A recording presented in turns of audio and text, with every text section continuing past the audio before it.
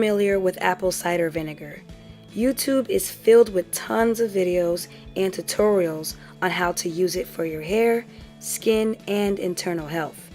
So I figured it would be helpful to show you exactly what makes apple cider vinegar so special and how it works to clean your hair. Alright, apple cider vinegar has way too many benefits for me to cover in just one video, so I'm going to stay in my lane and stick with hair. When it comes to hair, what makes apple cider vinegar so special is its acetic acid content and its low pH level. You ever wonder just how apple cider vinegar is able to refreshen your scalp and remove buildup so well? Or why some people swear by doing an ACV rinse after washing their hair? Well, when it comes to hair care, apple cider vinegar should definitely be on the list of one of nature's gifts. So how does apple cider vinegar clean your scalp? According to the USDA, apple cider vinegar has no measurable vitamins, minerals, or any other nutritional elements. Apple cider vinegar's main cleansing powers is in its acetic acid content. Acetic acid is a pure acid with extreme antibacterial and antifungal properties. It's what gives vinegar of all types its sour taste, smell, and low acidic pH. Acetic acid cleans your scalp by literally eating through and dissolving dirt particles. It does all this without having to disturb your scalp's natural acidic environment, leaving your acid mantle intact. Below is a link to a video titled The Science of Sebum that goes over what an acid mantle is and why it's so important. Another impressive quality of acetic acid is its ability to kill bacteria by penetrating the cell's membrane and causing it to release its protons and die. So apple cider vinegar will get rid of potentially harmful bacteria from your scalp without stripping your hair of its oils. Here's a clearer way of seeing what I'm talking about. All three of these beakers have olive oil in them. I'm mixing water in the first beaker, apple cider vinegar in the second, and shampoo in the third. Let's take a closer look at what's going on. We all know water and oil don't mix, so we see clear, uninterrupted oil sitting on top of the water. With the apple cider vinegar and oil mix, we see a separation, but the oil is a lot cloudier and interrupted. And with the shampoo and oil mix, the oil is completely interrupted.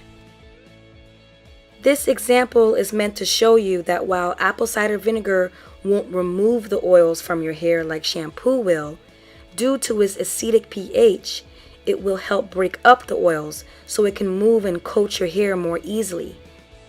Apple cider vinegar has a strong, pungent smell to it, so in between washes, I use the pH stabilizing spritz instead, which has a pH of about 4. I use it on my scalp to help break up the built up oil so I can move it down the length of my hair more easily.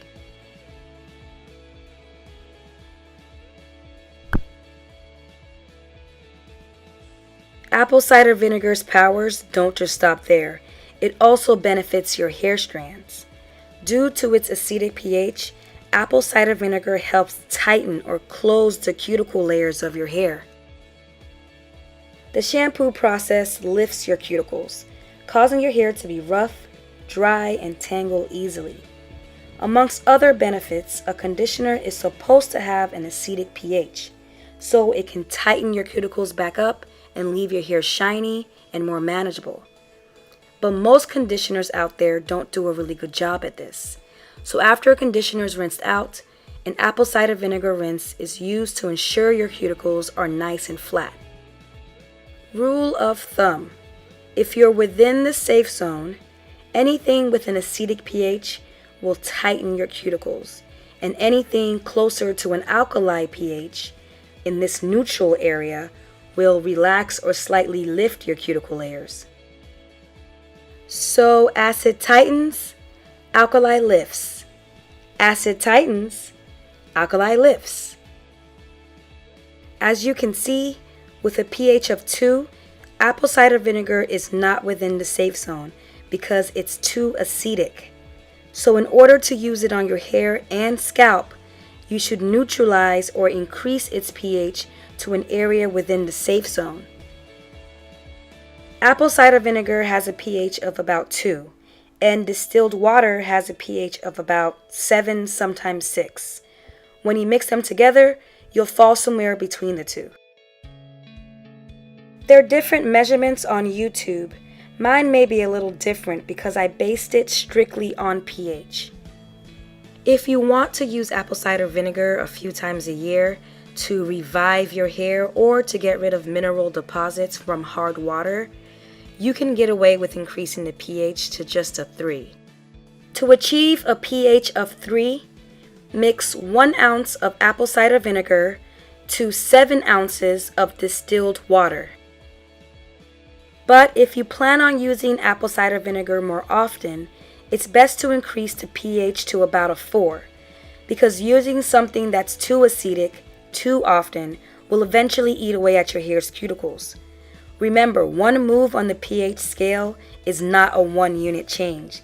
It's a 10 times unit change. So a pH of 3 is a lot different than a pH of 4, especially to your hair strands. To achieve a pH of 4, mix 1 teaspoon of apple cider vinegar with 8 ounces of distilled water. The pH stabilizing spritz has a pH of 4. So that's what I use when I want to move sebum from my scalp to my hair strands, or refreshen my scalp after the gym, or when I feel my cuticles need to be tightened after a wash. It has additional herbal and moisturizing benefits, so it's a bonus.